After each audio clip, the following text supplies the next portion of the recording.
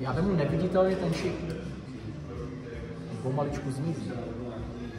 Když se podíváte, tak tady jsou oba dva čipy na jedné kartě. Kouzla existují. Existují, je to tak. Co opět vyrovná, já otočím jenom jednu a ústí. Vesmír to vyrovná a všechny jsou zpátky. Tak teď minci. Tak tady ta mince zmizí. A podívejte dovnitř. To není možné. To je kouzelní opravdické. Otočte obě ty osmičky. Ne. Otevřete ruku, podívejte dovnitř. Let show.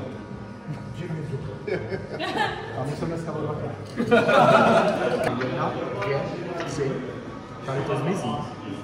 Tady se stal základ.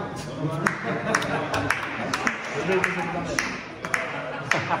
Ta pravda leze nahoru. Dělej se to.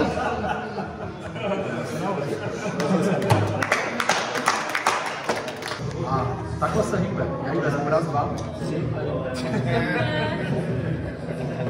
Když se podíváte, je složená na 0 na 4.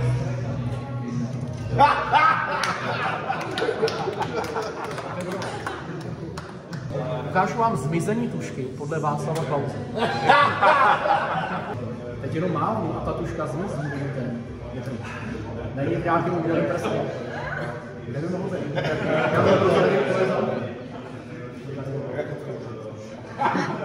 A teď konkrétně, já vemu to víčko. Otázka zní, kde je to víčko? Je tam, jo? Je tam. Zkusíme ji nechat zmizet, dobře zkoukněte, více má prázdný. Je pryč. Já se otočím a ona je tady vzadu v kapse, vidíte.